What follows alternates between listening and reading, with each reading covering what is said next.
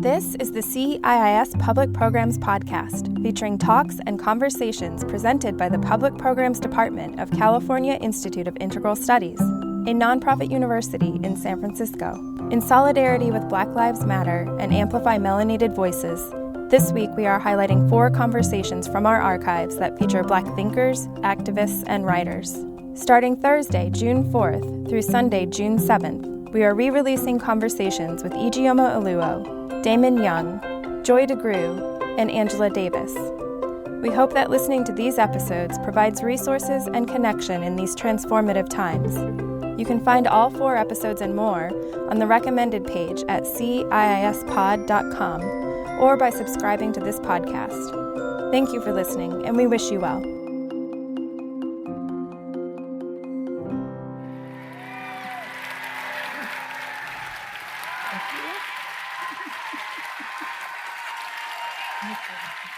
Thank you. Yes. Wonderful. Good evening, everyone. Are you as excited as I am? I don't think you're as excited as I am. So today, or this evening, I have the pleasure of being able to sit across from one of my personal faraway mentors, mentors from afar. But I would like to just begin with a really important question. Did you see the movie The Black Panther?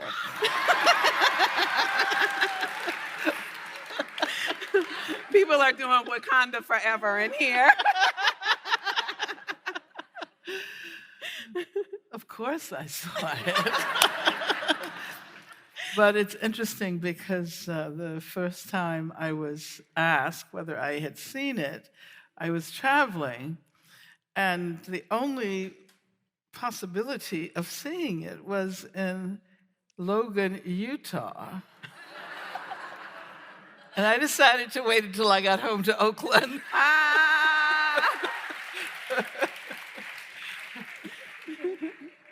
All right. So as you were watching that film, what did you make of some of the themes that were brought up? Because I know that they directly reference a lot of what was happening during the early part of your sort of social justice career. I don't even want to call it career, but just life. And so, what did you think about some of those themes and the way that they were addressed?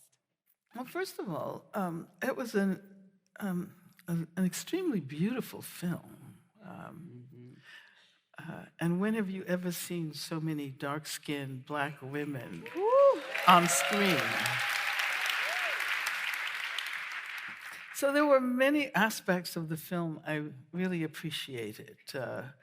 I'm not quite sure about the connection with the historical era when the Black Panther Party emerged.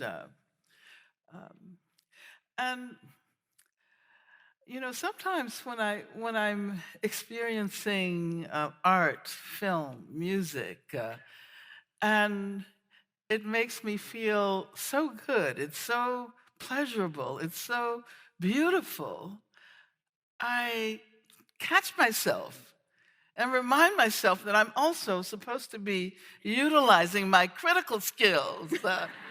So that was a similar situation where I had to say, now wait a minute. There's some issues with this film, with what we assume are all of the critiques of patriarchy and strong women, strong Black women in every field, but the king is still a man. Yes. But the patriarchal tradition persists. Yes. And sometimes I think that we have to ask ourselves questions about assimilation? Do we simply want to be assimilated into a structure that fundamentally remains the same?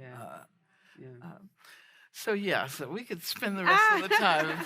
I had to ask that about question this, as I was thinking about opening up this conversation, because it is one of those moments right now that is being paid attention to globally. I mean, they are opening up movie theaters in Saudi Arabia in order, after 35 years or so of having them shut down, in order for this movie to be seen. And so, of course, I wanted to be able to talk to you a little bit about it. But you see, the points that I would make is that we have to learn how to inhabit contradictions. We have to learn how to experience that pleasure and at the same time be critical. And that might appear to be an irreconcilable contradiction, but it's actually a productive contradiction. And I think that particularly when we experience popular culture, we have to get accustomed to bringing our critical skills with us, even as we dance, even as we enjoy the music, even as we enjoy the visual imagery. Yeah. I really appreciate your saying that, particularly because I work as an expressive arts therapist, and I'm always in the realm of art and creativity, and really being able to look at exactly what you're saying. How do we inhabit the contradictions? How do we find the beauty in the suffering, and vice versa, so that we're able to come away with some nuanced perspectives and not just make a bunch of assumptions that don't necessarily invite lots of different types of people into the conversation. Absolutely. So, yeah, for sure. Thanks. I'm like, thank you. One of the things that I also wanted to talk about was just how did you personally begin this critical thinking journey that is taking you in a number of different realms? But I know that you're from Birmingham, Alabama, and from what I know about the South during that time, listening to my own parents who were born in the South during that same particular time, that there was a real need for some, not just critical thinking, but protection. Yeah. When I grew up in Birmingham during the mid and late 40s, early 1950s, Birmingham was the most segregated city in the U.S. And it was probably one of the most violent cities. As a matter of fact, everyone is familiar with the 16th Street church bombing that happened in 1963, but houses were bombed. Other churches were bombed. As a matter of fact, when I became involved in an interracial discussion group when I was about 11 years old, that took place at the church I attended, which was a congregational church. We experienced the bombing then. The church was actually burned because young people were simply talking to each other. Wow. And did not respect the racial boundaries. So yeah, it was, on the one hand, one might assume that it was a really difficult place to grow up in.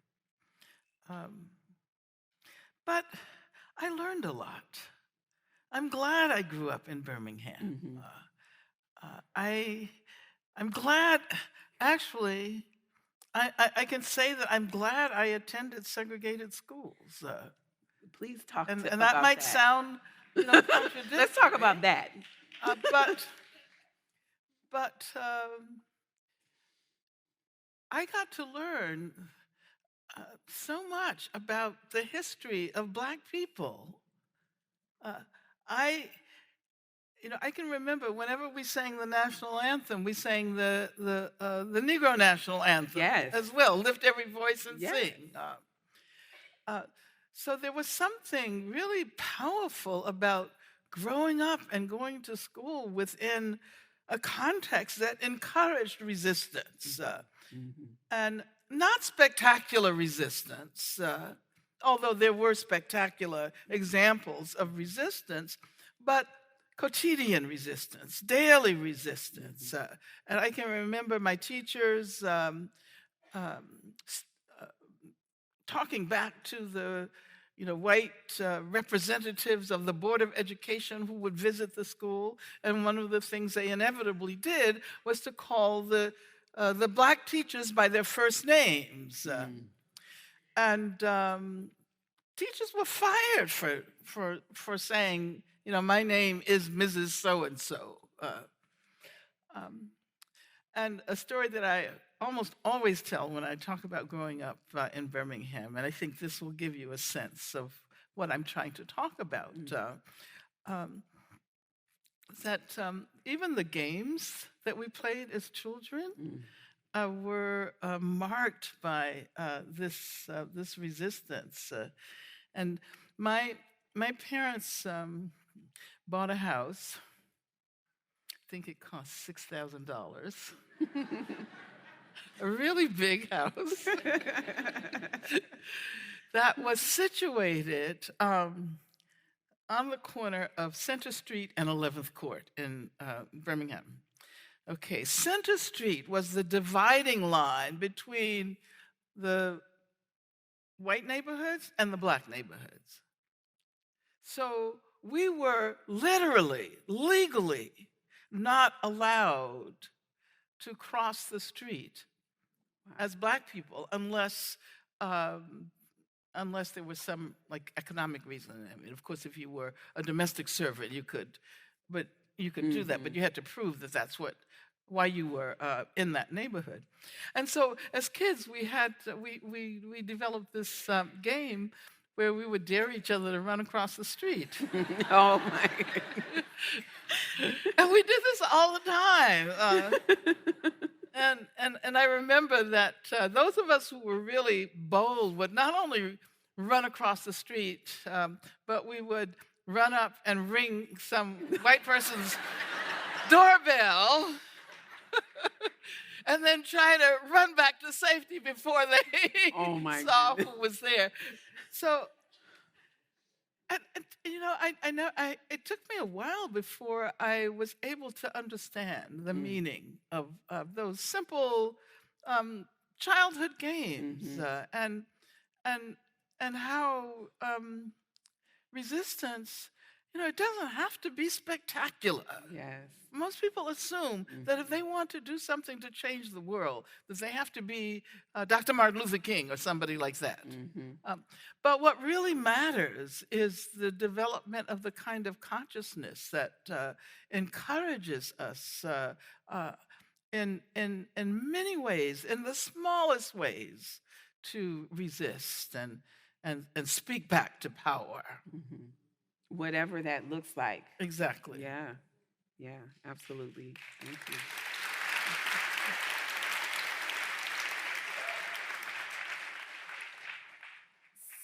So, as you were entering into your teenage and young adult years, who were the people, or what were the ideas that were central to you in helping support this idea of resistance that you were cultivating and really holding on to?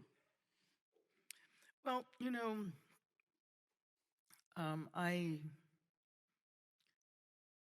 I grew up in an environment that did encourage resistance.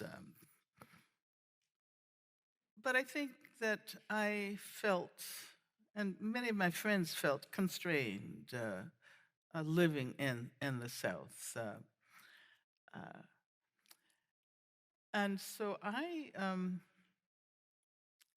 decided, I wanted to go somewhere else. when I was in high school. I was actually, after my second year in high school, one possibility was that I could actually get admitted to college early. So I applied to Fisk University on the early admission program and got in. Um, but then I also applied to a program that was it was it was actually sponsored by the American Friends Service Committee. It was a Quaker program, and the idea was to bring Black students from the South to the North, and these Black students would live with white families and go to school there, and that's what I ended up doing. And I think, I assume that moving from the South to the North would bring a greater measure of freedom, right? And That was an assumption at that time. well, I mean, actually, looking back on that trajectory, I realized that, as soon as I got to New York, I realized that there were some really problematic aspects of. Well, I love the school I attended. I attended a school in Greenwich Village, associated with a little red schoolhouse called Elizabeth Irwin High School, and one of my very close friends to this very day. Is Kathy Boudin, and she was also on the FBI's 10 Most Wanted. So you were just collecting these friends all along. It's interesting because it was a very, very small school. There were only about 28 students in our grade. I'm like, where was this Two out of the 28? And can we recreate it? Kathy and I continue to do work around prison issues. She was in prison for about 25 years. And she has this wonderful program at Columbia University now, and she, works with formerly incarcerated people. Yes. Anyway, yeah, I thought that I was going to find freedom in the North. That didn't happen.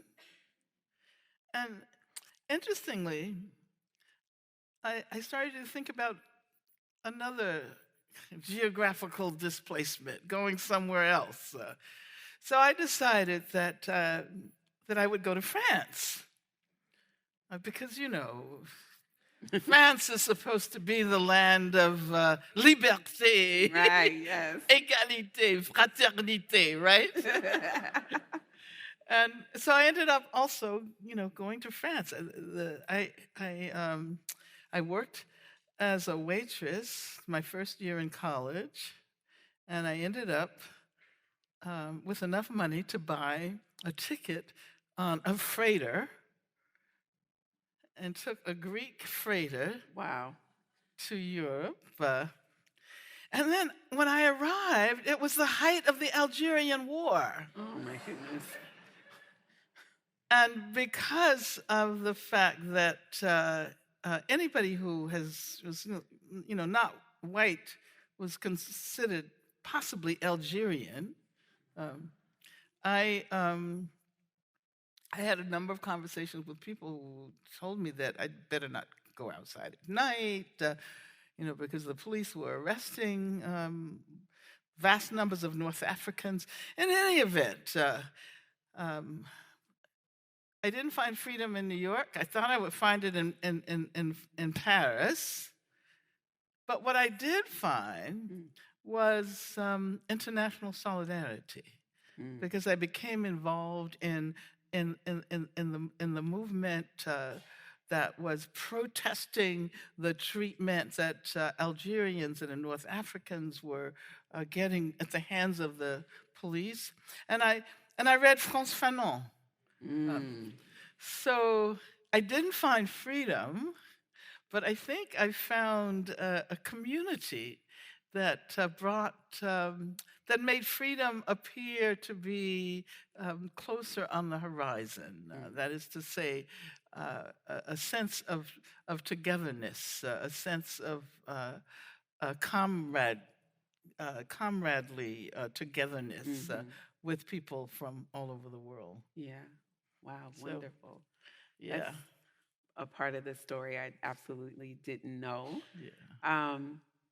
So after that period in France, and you came back to the United States, and tell me a little bit, or tell us a little bit about how you were able to be involved in the Communist Party, sort of the connections with the Black Panthers, and then at one point you had uh, gotten a job at UCLA, and then had that job taken away by former governor and president Ronald Reagan. I need to exactly who's doing that.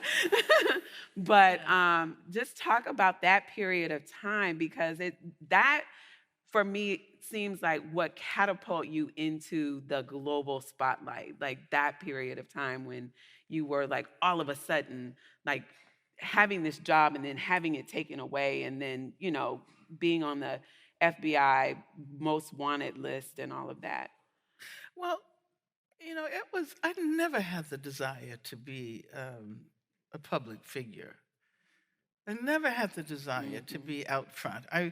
From the time I was very young, I always saw myself doing resistance work, doing organizing work. But I saw myself doing the work that happens in the background. That's the most important work, anyway. Yep.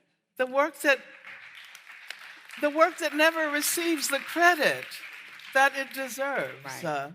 So yeah, I studied in France for a while. I also studied philosophy in Germany, and I was involved in various movements, the anti-war movement there especially. And I was in Germany in 1966 when the Black Panther Party was founded.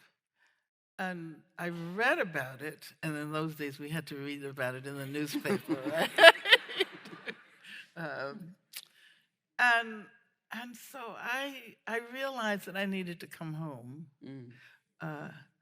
And I came back largely because I wanted to be associated with this surge of resistance that was happening. And also I was studying with Herbert Marcuse, who became my most important mentor, a philosopher in the German Marxist tradition, who was also quite a participant in the movements that were happening around that time. We're talking about around 1968, right? 66, 67, 68. And that was the context in which I was offered a job at UCLA by the philosophy department. And I figured, okay, yeah, I'm doing this organizing work. I'm studying. I can do that. They wanted me to teach Marxism because they didn't have anyone in the department. If you know about the nature of philosophy departments in this country, it was a department of analytic philosophers, and they brought me in to teach continental philosophy and Marxism in particular. So I thought that would be great. Of course, I had joined the Communist Party, and I knew about the McCarthy era, but I thought the McCarthy era was over. The first response to my accepting the job at UCLA was a question posed by the chancellor of the university regarding my political affiliation. And so I responded by saying I did not know that was a requirement of the job. And I wondered whether other professors and instructors there were asked whether they were members of the Democratic Party or the Republican Party or whatever. I was asked whether I was a communist. And And instead of taking the fifth, I said yes, and I'm proud of it.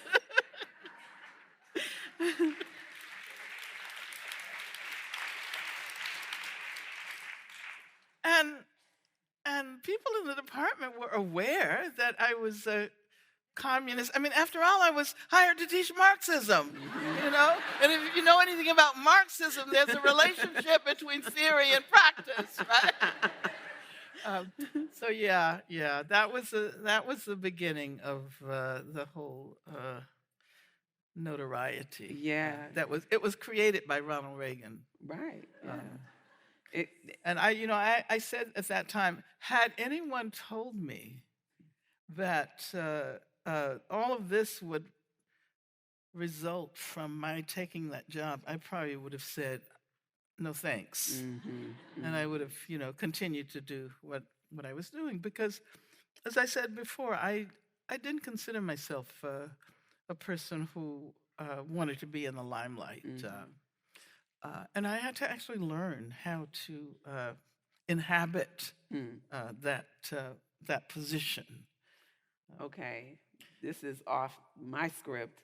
How did you learn how to do that? I mean, that's one of my questions. Is really, you've become a cultural icon, and I can't imagine what that experience is like to have to learn how to inhabit a role like that you didn't go after, but that was sort of thrust upon you. Well, I had to recognize that I could never live up to all of the expectations that surrounded, that kind of role, and I knew this. I knew that it wasn't about me as an individual. I mean, I knew that when I was fired, it wasn't about me as an individual. It had very little to do with anything I had done individually. It was about a community. It was about a movement. And I happened to be the person who was targeted because Reagan, needed an enemy.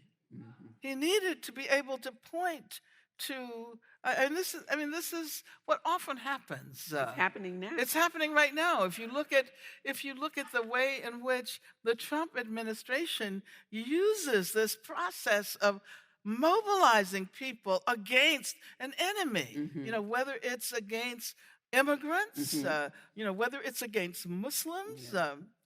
So I had to realize that it wasn't about me, and that through me, people were acknowledging a movement that continues. And I always say today that I could care less whether people remember me as an individual. That's not what it's about. But I do think it's important for there to be some historical memory about the campaign that developed around my case. Because finally, when I was jailed and charged with 3 capital crimes, the movement that people organized all over the country and all over the world, literally all over the world, not only saved my life, and it did save my life, but it demonstrated that it was possible to achieve what many considered to be absolutely impossible. I was targeted by Ronald Reagan, and I always like to point out 3 of the most powerful men in the world. Like, you remember who was? Do you know who was president at that time? Yeah, Richard Nixon was president, and who was the head of the We're talking about the FBI now. But who was the head of the FBI at that time? J. Edgar Hoover. So you had this, this powerful like triumvirate. Trifecta of Yes, power. exactly. Yeah. And that movement, which embraced people literally all over the world, demonstrated that we could win if we stood up against this power in a unified way. If we joined hands, if we created this remarkable sense of solidarity, and I think that's important to remember. I mean, I was just a beneficiary of that. Yes. But it's that movement, because we need that today as well. I feel like So this is how I came to inhabit the position. Yeah. Recognizing that it really isn't about anything that I have accomplished alone. That everything that I've done and everything that has been done for me happened, as a result of communities and collectivities and people whose names we don't even know. Right. And those are the people who really transform history. I really appreciate this ability to talk about the importance of community building and coalition building and building across many different communities, because I feel like that is what we're looking for right now, that's the only thing that's going to really get us moving towards something that feels more generative than what we're dealing with at this moment in history. Absolutely. So I want to backtrack a little bit and talk about your time in jail and how that informed your idea, how your experiences have informed your ideas around systemic imprisonment, the prison industrial complex. That is, I think, one of the most important things that we are dealing with as a society right now, is the way that people are taken out of communities and placed basically back into slavery. I mean, we talk about the 13th Amendment, which says that slavery has been abolished except in the case of imprisonment. And so talk about that, like how your experiences in that setting really informed how you're thinking about this even today. I mean, because I know that this is the crux of your work at this point. Yeah, and I mean, if someone had told me, 50 years ago, 60 years ago, that I would spend most of my life doing this work, I don't know what I would have thought.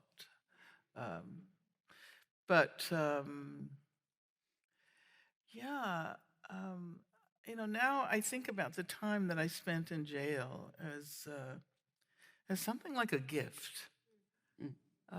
It's shaped so much of who I am today and helped to create a trajectory that led me to work with other, amazing people.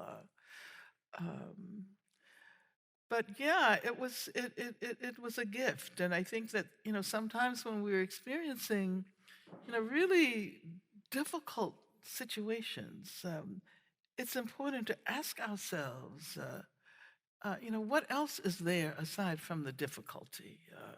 What can we learn? Oftentimes when we think about slavery, it's always only in terms of the horrors, in terms of the violence. But what's so remarkable about the Black struggle and Black people is that we survived that, and not only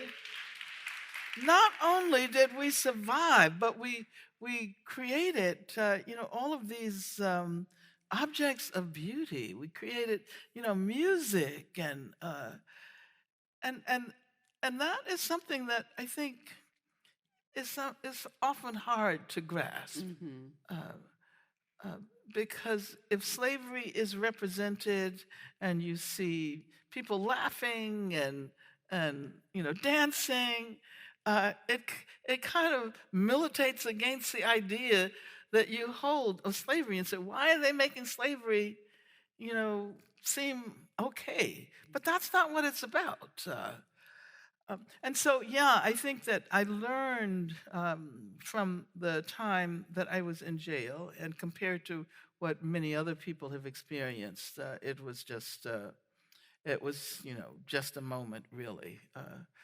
But I learned a great deal about the ways in which looking at the predicament of women in prison. And today, when I say women, I'm trying to use the category as expansively, as capaciously as possible, including, not only women of all racial and ethnic backgrounds, but including trans women who've taught us a great deal about the nature of the institution. So, yeah. It was when I was in jail that I first heard about abolition. Because the Attica brothers in 1971 were calling for, abolition of the prison system as we know it. Of course, and, actually what's interesting is that at that time, in around 1971, 72, it was taken seriously. There were, if you look back at periodicals like the New York Times, and there were actually editorials and articles about trying to find an alternative to the prison system. But then, of course, the whole history of the prison system is like a pendulum swing, from reform and trying to effectively, challenge the damage that is done by the prison system, and then the pendulum swings to after a few moments of reform, it swings back to incapacitation, And so today, the whole notion that, first of all, that it's not just a system of punishment, but it does a lot of other things. It affects the way we think about gender. And I mentioned trans women because the prison system is itself a gendering apparatus as well. Because it only acknowledges cis men and women, right? And we also recognize the work that the system does to prevent us from understanding what it is we should be envisioning as the future of our society. The assumption is that whenever there are problems, there's a prison system to take care of the problems, right? So we don't stop and really reflect on how do we engage with gender violence? How do we get rid of gender violence rather than simply sending everybody who is caught engaging in gender violence to, and it's not even true that everybody goes to prison, but that's generally assumed to be the solution, right? Someone like Larry Nassar sexually molests probably hundreds of young athletes, gymnasts. I think we know that of at least 170 some odd. So he gets, what happens? He gets sentenced to 170 years, which is ridiculous anyway. But it prevents us from asking, how is it that something like this could happen? You know, what are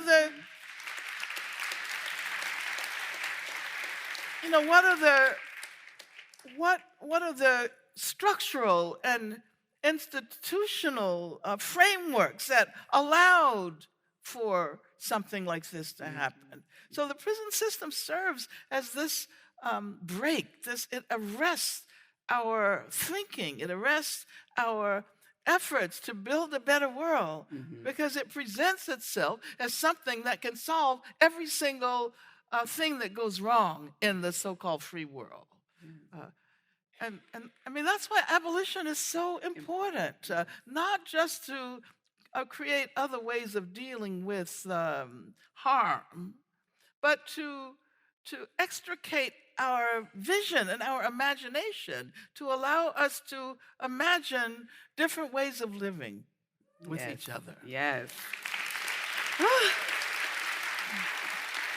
I think a lot of us in here, I know certainly me as a clinician in the mental health system, that is really the task, you know, from my perspective. But that in and of itself is a system that, you know, is fraught with a lot of peril, really. Right. So one of the things that I did in thinking about interviewing you is I work from a collective brain. I don't do anything by myself. It's always in community. Right. And so I wanted to bring in some voices from the community that I was like, well, I've got this opportunity. Let me just share the love.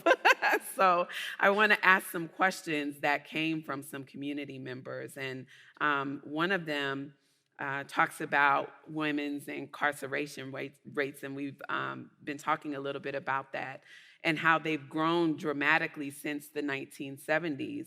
Can you share your thoughts about how efforts to reverse prison growth rates have worked better for men than women, particularly with the growing numbers of facilities housing women and their children? And this question comes from Latronda, who is 45 and an Oakland native and a social worker and entrepreneur. So yeah, talk a little bit about like this idea of expanding the prison system to incorporate women and children. It's ridiculous. I mean, it makes no sense at all.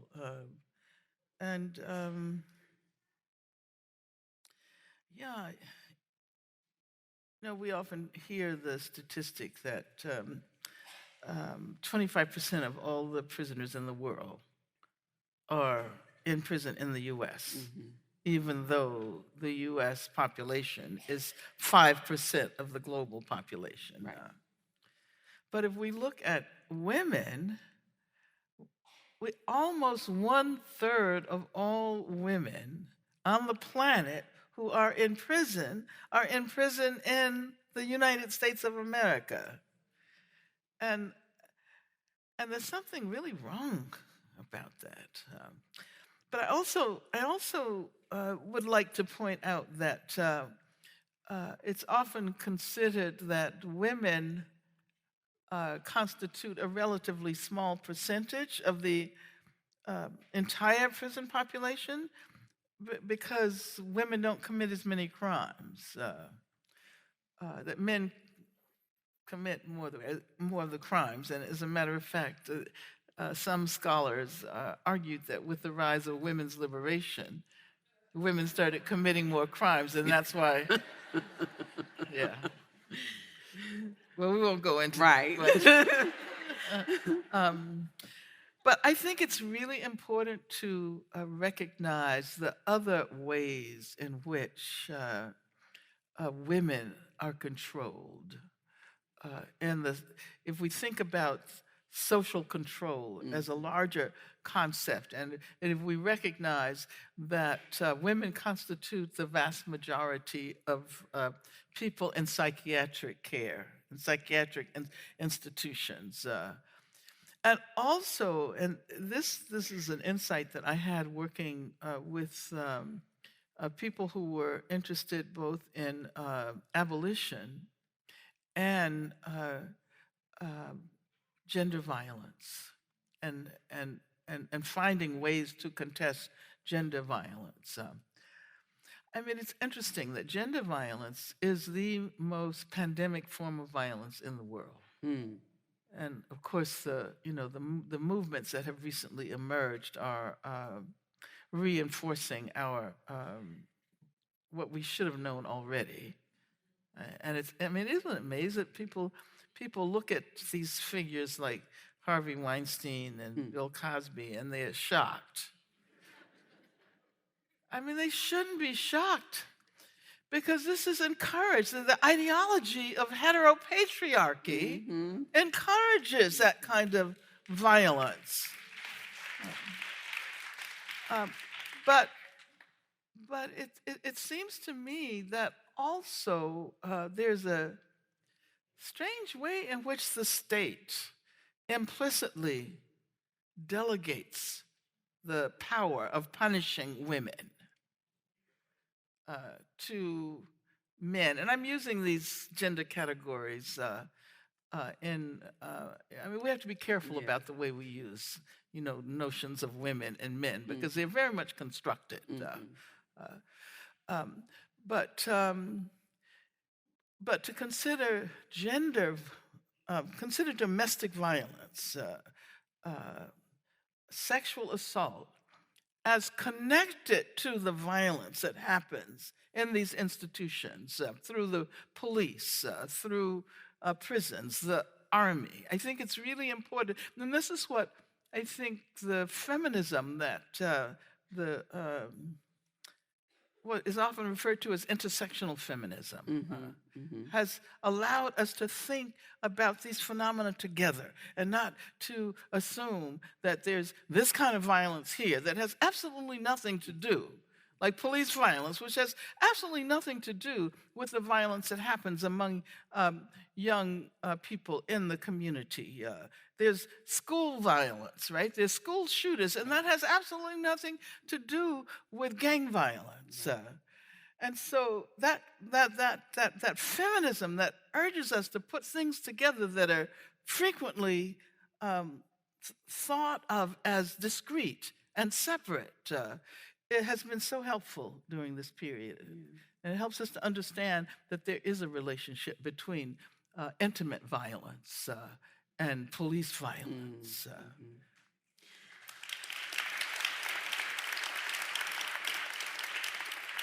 So I'm going to ask another question from the community, and this question comes from a pair of sisters, Makita, who is 12, and Yanija, who is 18.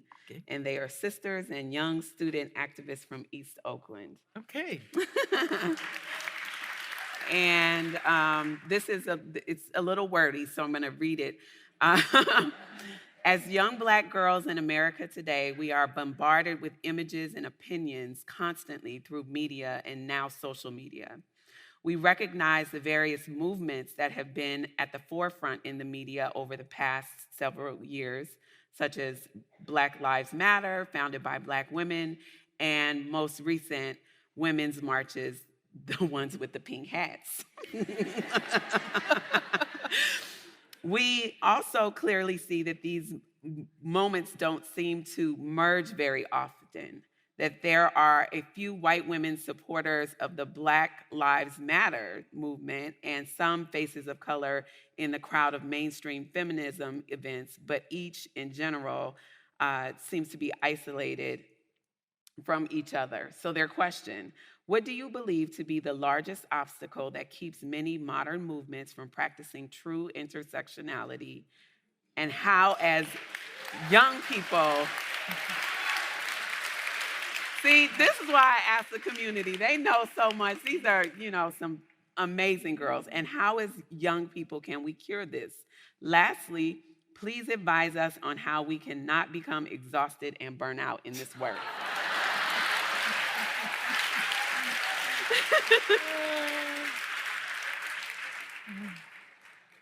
Well, These girls are fantastic. Well, you know, things are changing. The very fact that girls in high school are thinking about these issues is an indication that we're moving in the right direction. Yeah. And I think it is important to point out how little has changed. Because sometimes it feels like nothing has changed. It feels like we're rehearsing over and over again the same issues. But then on the other hand, when you see new generations of activists and intellectuals, like these, young women who pose this question, that's where the hope resides. So I think that I would ask them that question. What can we do? I would say I don't think we're confronting exactly the same situation as we did when the mainstream feminism of the 60s emerged, and many of us who were women of color could not relate to the issues. There were questions of reproductive rights which were important and are still important. And some of us were saying, well, we need to look at the question of reproductive justice as not only involving the right to abortion, but also protection against sterilization abuse. Right. And we have to think about it one of the problems now is that even abortion rights under Roe v. Wade is a question of privacy. It's framed within a bourgeois context so that it doesn't attend to the needs of poor women. Right. So I think we understand this now. Young people really get, what we had to work so hard to try to figure out, the younger generations take it for granted. And they're taking that knowledge and moving forward with it. So I think that question involves the question of how to organize, movements that have this intersectional consciousness, and how do we all learn how to move beyond the boundaries and the strictures that are created around our communities? And just one point. I've been thinking a lot about how it is that someone like Donald Trump, what is that all about? It's like a nightmare. Every day. Every day. Every day. Every day. How did that happen? And of course, there are a lot of ways in which we could discuss that, but I want to try to relate it to the question that they were asked. Why is it that we were not able to build movements that made it clear that, white working class suffering, which Donald Trump exploited, was very much related to the conditions that drove people to want to immigrate to the U.S., very much related to the conditions that led to the expansion of the prison industrial complex and what we call mass incarceration. Those phenomena are very much connected with the rise of global capitalism and deindustrialization. And so why is it that we couldn't bring all of those groups together? Yes. And a lot of those people who did actually vote for Donald Trump would be with us today had we had that insight. Yeah. So I think that's the real challenge, and that's the challenge that is inherent in the question. that the young women ask. Yes, absolutely. And so there's two different directions that I want to go. One is that I want to talk for a little bit about what I feel like you're talking about, which is the ability to complexify the way that we approach any issue or challenge that we are facing. So right now, gun violence is high in the media because of the mass shootings. I grew up in South Central Los Angeles in the 80s. You know, gun violence was everywhere. Uh-oh, I'm losing my microphone. That's how important this is. But I mean, better watch out. But that during that time, I mean, gun violence was rampant in my community. I grew up literally dodging bullets. And that was something that was sort of taught to us, you know, in the streets, that you have to know how to duck. And now we're in this moment where the media is really taking hold of this idea of you know, curbing gun violence and that sort of thing. But it's also I feel like needs to be complexified by the fact that, you know, the NRA is strong. There are people who really want to be able to keep their gun rights, and that there are folks of color who feel like they need to protect themselves, you know, and want to be able to own guns in order to hopefully defend against just rampant community violence that could take place at any moment in time. So like, how do we like bring all of these different perspectives together? Yeah.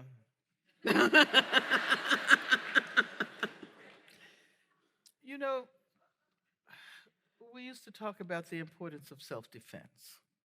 The Black Panther Party was the Black Panther Party for self-defense. Yes. And the Deacons for Defense in Louisiana. Negroes with Guns, Robert Williams, the head of the NAACP in North Carolina. And you know, my father had guns. And I saw him pull the guns out on numerous occasions when he thought the Ku Klux Klan was posing a threat because they were terrorizing your neighborhood. Exactly. And I had guns. I mean, that's how, you know, I ended up on the FBI's Most Wanted list. And I still believe that we have the right to engage in self-defense, but I don't think we can frame it in the same way today. There are more guns in this country in the hands of civilians than there are people. There is something wrong with that. There's something absolutely wrong. And I'm going to say something which may sound absolutely crazy and absolutely ridiculous, but I think everybody needs to be disarmed, including the police and the military.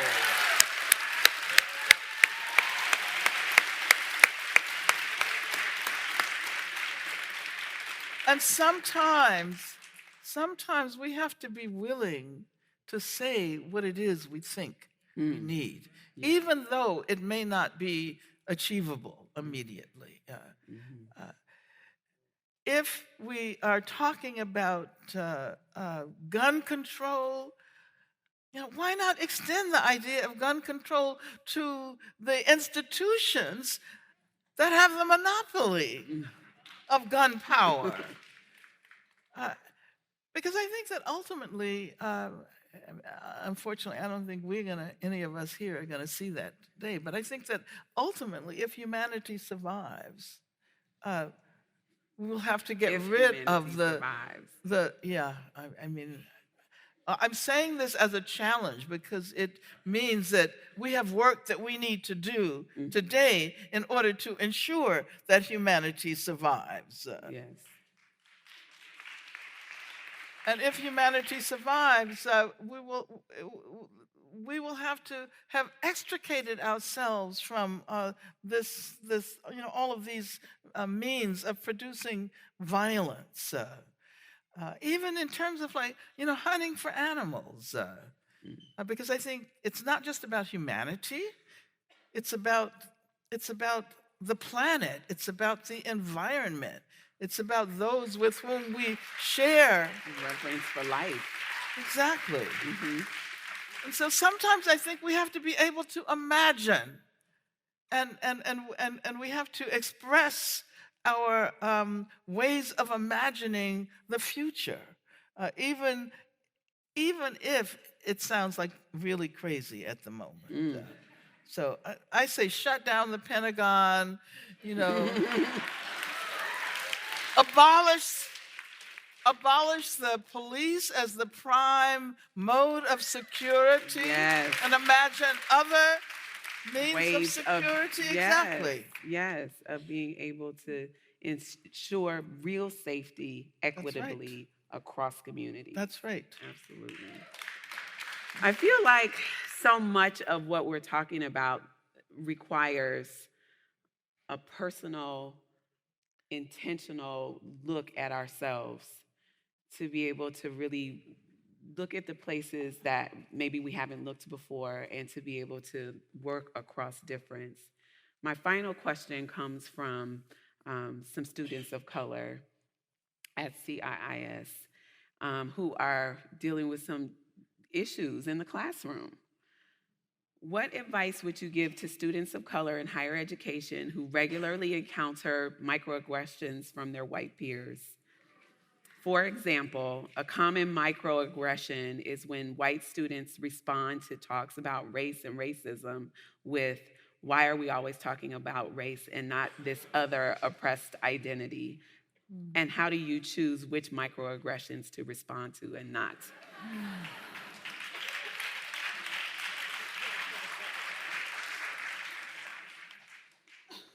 That's a hard question.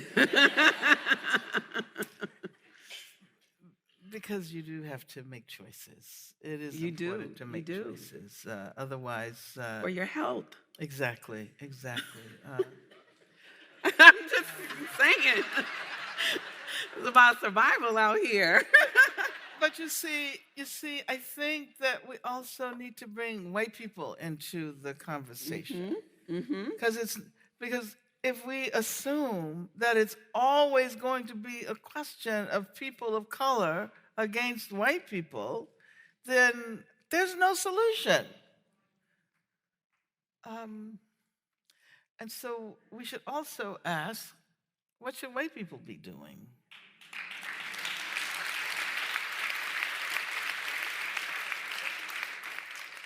And, not that long ago, a young white woman who was very committed and, wanting to be involved in change asked, what can progressive white people do?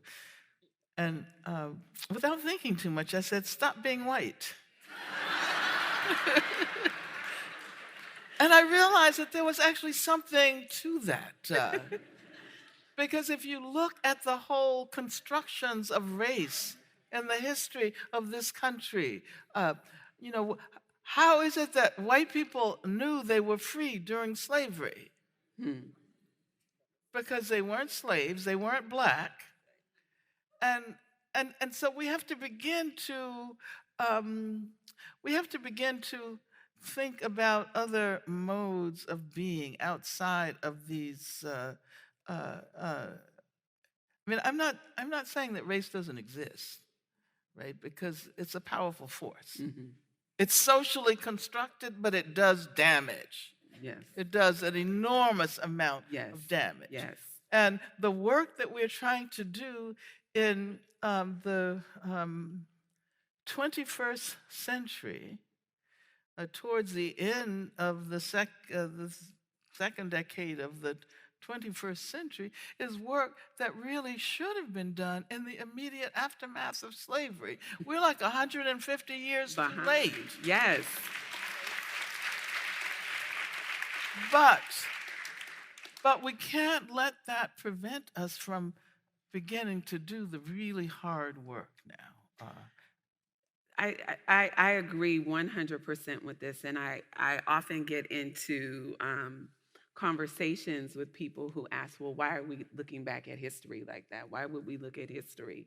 And these are often white folks who don't recognize the impact and the power of going back and looking at the history. They're like, well, we're just dealing with what's happening right now. Like in the aftermath of all of these Black lives being taken, I mean, you know, social media was blowing up and all of this stuff, but I mean, really have no sense of history. Whereas, you know, if you're a Black person in this country, you're thinking about history almost 24/7. Yeah. I mean, there's no way we can extricate ourselves from history. I mean, we inhabit those histories. And perhaps even more importantly, those histories inhabit us, even if we don't realize it. So, you know, the historical amnesia that is encouraged in the U.S. Is so damaging. And this is one of the reasons why we have to also stretch our vision, our imagination, and to understand our connections with people in other places. The historical amnesia with respect to U.S. history is very much related to the American exceptionalism, which tries to present people in this country as exceptional. So yeah, the U.S.-centric positions that are always encouraged have a lot to do with the way that racism has persisted. Which isn't to say that racism doesn't exist in other parts of the world. Certainly it does. And you know, certainly it's the ways in which Islamophobia has been has completely changed the terrain of racism in the world, including anti-Black racism or anti-Latino racism. It's so important to think about these issues and not to think narrowly, not to think only about Black people and about, I mean, the importance of Black history is not, it has very little to do with Black people per se, but rather with the fact that the Black struggle for freedom has persisted for hundreds of years. And that history is valuable not only to people of African descent, but to everyone who loves freedom.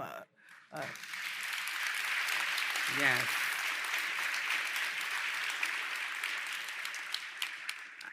One of the things, the sort of last question that I want to ask before I get into the these questions here is, we've talked a lot about what can be done to make this work sustainable. How do people not burn out? What are the self and kind of community care strategies that have helped you have the kind of just reach over the years? What have you done basically to keep yourself healthy is what we want to know. Well, I have tried. I don't know. I've done what most people try to do. You know, I think that it's important for the body, the mind, and the spirit to strive toward health. And like, you know, I smoked for many years. I didn't know any better. I was a chain smoker when I was in jail. And I smoked strong cigarettes, Gauloises. Although I found out later that they didn't have as many chemicals in them as U.S. cigarettes. So. But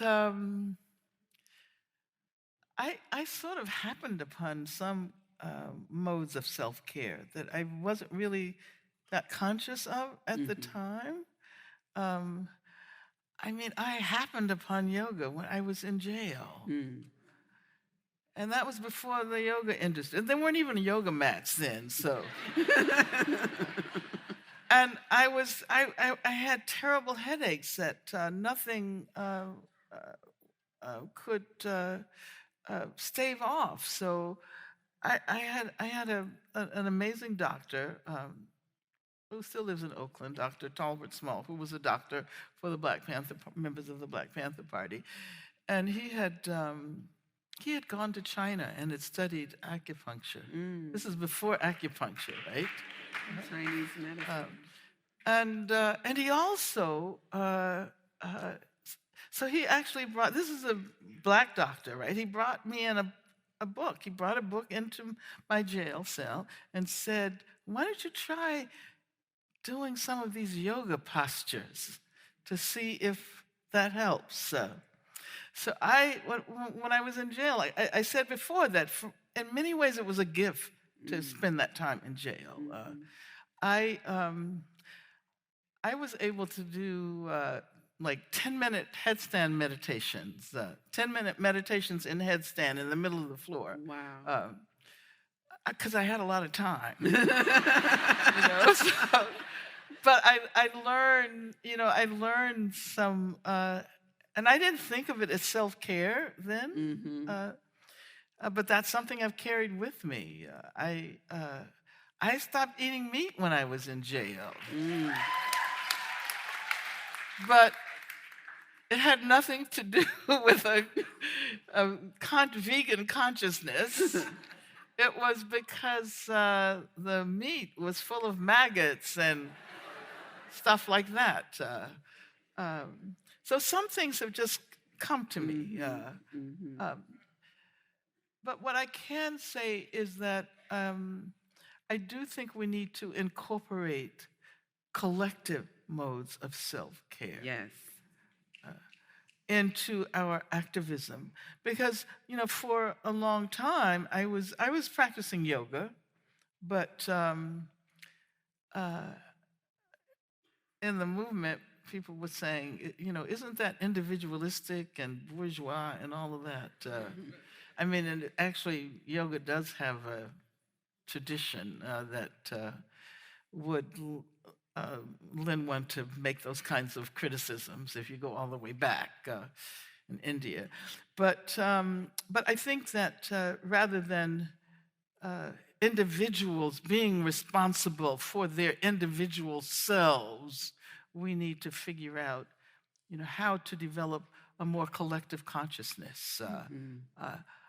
And recognize that our individuality is so much a function of who we are in community, of our relations with others. And then we begin to recognize that that we're all in this together, that we really are, and we all need to be healthy together. And we need to care together, care about the planet, and recognize that there is a connection among all of our struggles, whether it's the movement against racism, the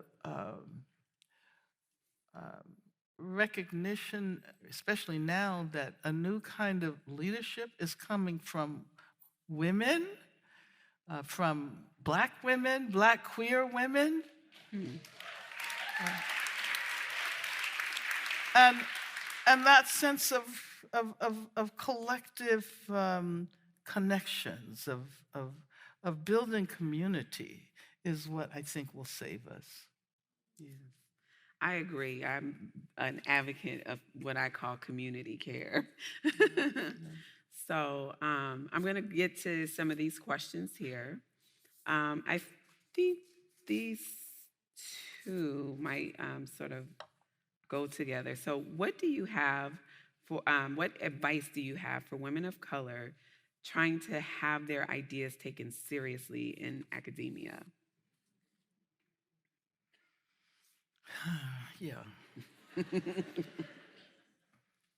Well, I think that process inevitably involves a challenge to um, the notion that scholarly production is individualistic. Um, I think that collaborative scholarly work is so important, especially now. Collaborative, interdisciplinary work in the broadest sense that sees a connection between scholarship and activism, because after all, isn't at bottom those of us who engage in the process of trying to produce knowledge, isn't the real reason for that to make the world a better place? I mean, so that, all, whether it's scientific knowledge or knowledge in the humanities, I mean, isn't that what we should all be doing? So I think that, again, creating community, the academy can isolate, make people feel so isolated. For many, many years, I was the faculty advisor for a formation at UC Santa Cruz that was the research cluster for the study of women of color in collaboration and conflict.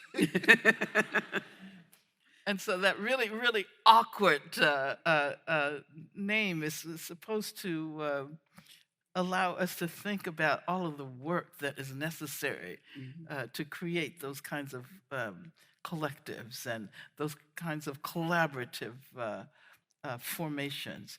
And I think that we need much, much more collaboration. And we also need to recognize, and I sound like a broken record because I feel impelled to say this over and over again, that knowledge production happens in other places as well, not only in the academy, not only at the university. I mean, I've been working in a field for quite some time that we call critical prison studies, which is an interdisciplinary field. And that field was basically founded by prisoners. The foundational work happened in prison. And it was done by prison intellectuals.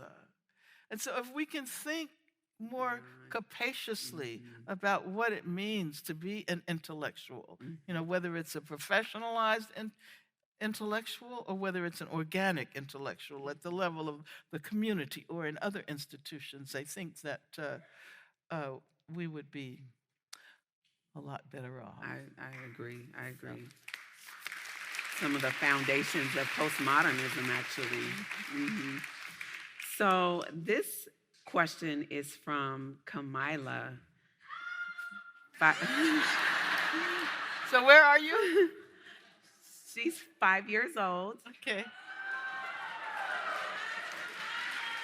Are you up there? Yeah, I think she's up there. Okay. She says, "It was nice taking a picture with you. I'm a 5-year-old girl, and my friends at school ask me why I'm so Black. What would you say?" You mean Black ideologically or? Now, here we go. Yes.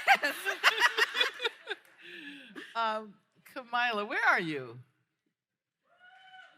There she is in the gray shirt up there. You know what we used to say is, I'm Black and I'm beautiful. Yes, Black is really beautiful.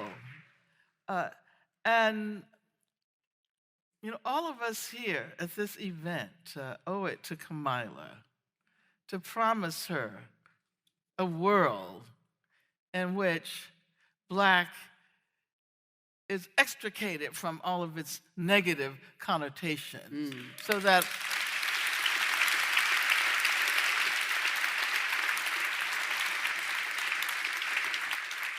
your friends, Kamila, will say, I love it that you're so beautiful. Your Black skin is beautiful. Isn't that the way you feel?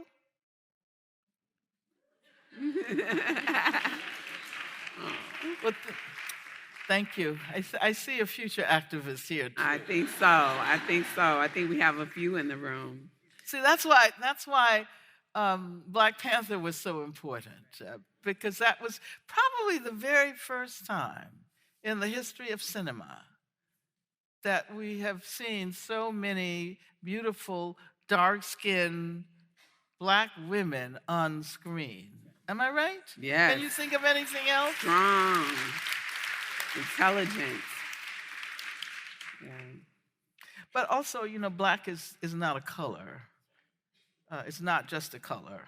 Mm-hmm. Black is a political identity. I wanted you to speak to and that. I think that in this country, we've been urged to call ourselves African American, and that's an assimilationist move to, first of all, and I make this point all the time, why don't we understand that there are people of African descent all over the Americas? I mean, I just came back from Costa Rica, and Costa Rica just elected the very first Black woman vice president in all of Latin America. Her name is Epsie Campbell. And so I want an identity that allows me to feel connected across national borders. For some reason, we assume that the nation is the most appropriate form of human community. And the nation is pretty much a capitalist invention, right? And I think that we will have to move away from the nation state if we're going to move in a progressive direction. That's all the problems with immigrations and borders and sending the military to protect the border. It makes no sense at all. We're citizens. We're planetary citizens. We're citizens of the world, citizens of the globe, global citizens. And I think, Black people have to think in those terms as well. Mm-hmm. Yes. Okay. The next question. How can women enfold men in the feminine concept of collaboration to end the capitalist patriarchy? These are, just small questions. I appreciate the question.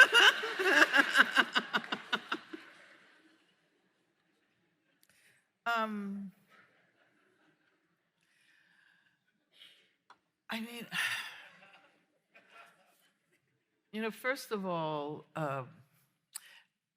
before when I was using the category women, and I said I'm mindful that I'm using these categories that are really charged and don't really say what we're really trying to get at all the time. And so I don't think that women are naturally collaborative.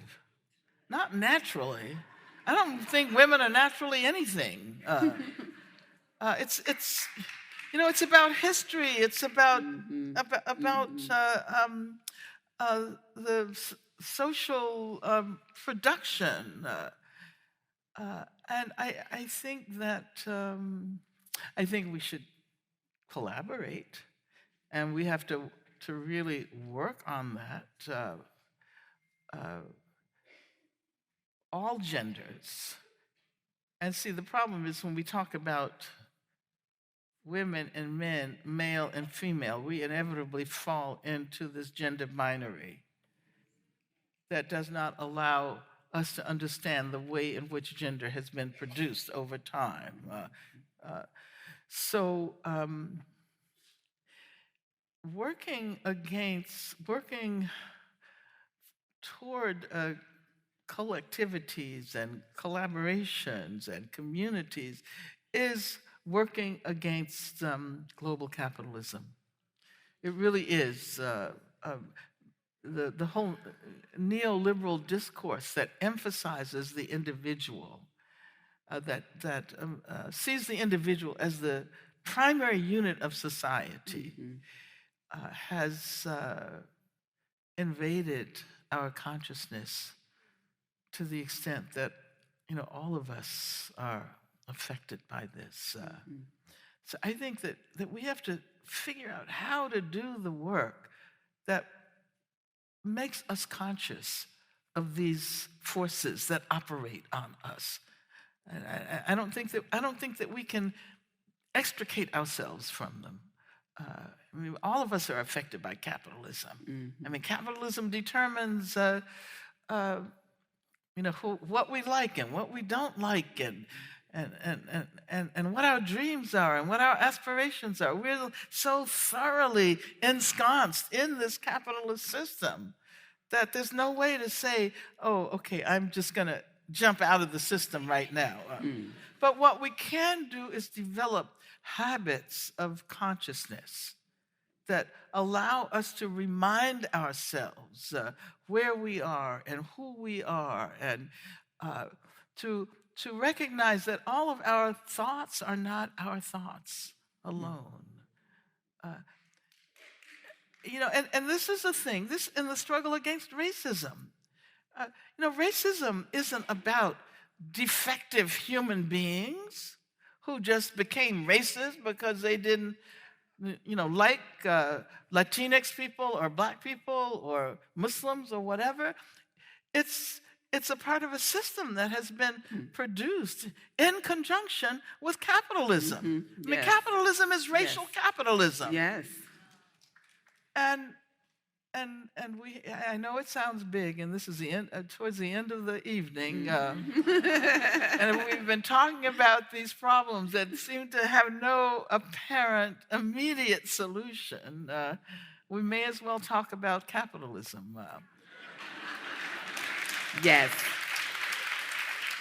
And they're all very much interconnected. Yes.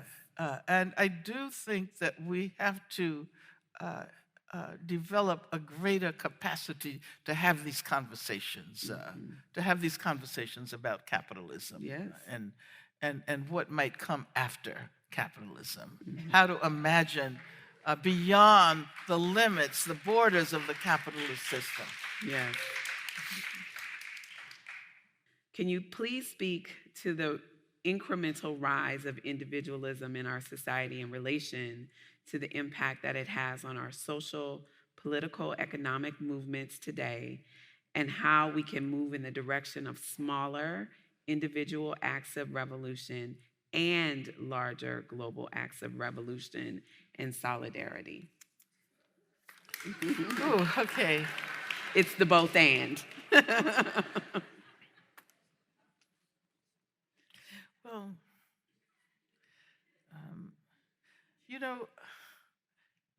maybe I should go back and revise what I said in response to the question about feminine collaboration.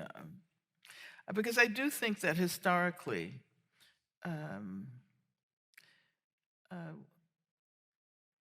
women, and particularly poor women, particularly women of color, have been able to change history precisely as a result of that sense of community. And we usually think about leaders when we think about movements. And I think we're very fortunate now to be in a place where we can think about movements without obsessing on who the leaders are. Because it's always been about finding the leader, right? And the leader has always been a man, has always been a kind of charismatic, masculinist figure, right? And that isn't at all to say that that people like Malcolm and Martin and Marcus didn't do amazing work. But at the same time, leadership is not about single individuals. It's about creating a collective sense of moving forward, and certainly, I mean, I like to point out that even here in the Bay Area, most people don't even know that the majority of the members of the Black Panther Party were women. They think of it because it was an organization for self-defense, and men with guns, and Huey and Bobby, but it was the women who did all of the work, who did the most important work. The breakfast programs, yes. And the... It was. It's always the women who do all the work. And I think progressive men have to acknowledge that. And so now this sense of there being collective leadership, I think that that's something very new in our history. And certainly the women who founded Black Lives Matter, Patrice and Alicia and Opal, have emphasized that that leadership needs to be collective, and that history can be transformed as a result of that collective impulse. I mean, isn't it amazing that within such a short period of time, we've actually learned how to talk publicly about white supremacy? I mean, for so long, that wasn't possible. You didn't hear people on the news talking about racism or white supremacy and white nationalists and, all of these... they're coming out of the woodwork. But I think that this is a time to be really excited. This is a particular historical conjuncture that holds within the possibility of vast change. And I'm saying this because we have a tendency to get really depressed when we think about who's in Washington, right? But politics aren't always determined by electoral politics. I mean, there are other arenas of political expression. And while I would prefer to have someone better, as the head of the executive branch of government, I don't even think he understands the tripartite structure of government anyway.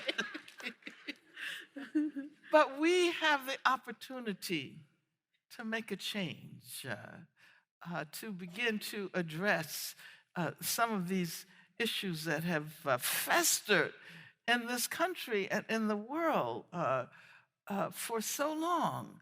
And I'm particularly interested in developing ties with people who are struggling in other places. Palestine, for example, and especially now.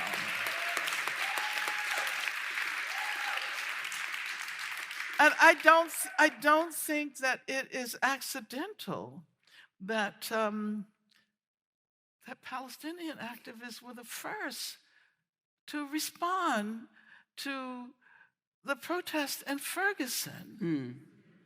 And they kind of helped to create this wave of global support for Black people who were struggling against police violence, racist police violence in this country.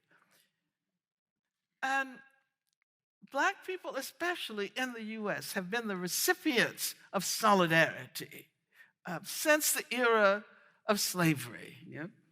I mean, I like to point out that I went to Belfast not that long ago, and they were still talking about Frederick Douglass's visit. Yes. And they had a huge mural of Frederick Douglass. Wow.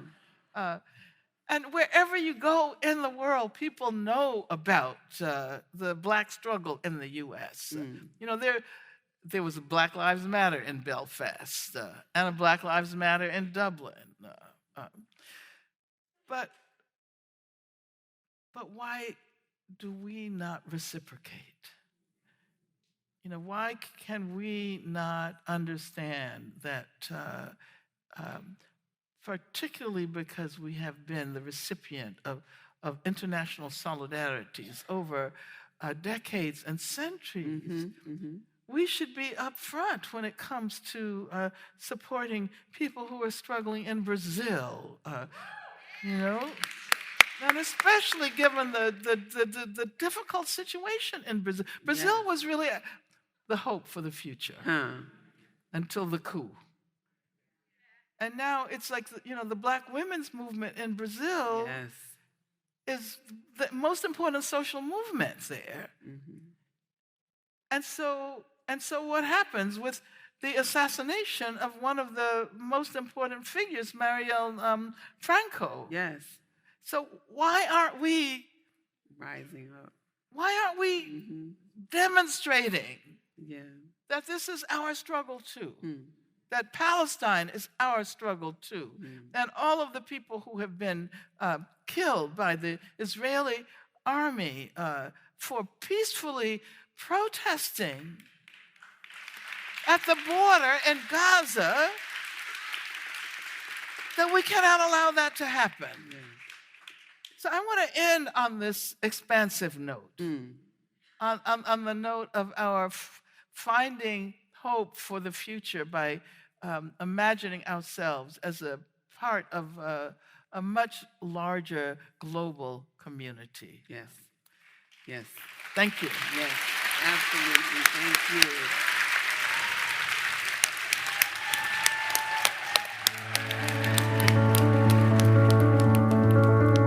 Thank you for listening to the CIIS Public Programs podcast. Our talks and conversations are presented live in San Francisco, California. Podcast production is supervised by Kirsten Van Cleef at CIIS Public Programs. Audio production is supervised by Lyle Barrere at Desired Effect. The CIIS Public Programs team includes Kyle DeMedio, Alex Elliott, Emlyn Guinea, Jason MacArthur, and Patty Fort. If you liked what you heard, please subscribe wherever you find podcasts. Visit our website, ciis.edu, and connect with us on social media at CIIS Pub Programs.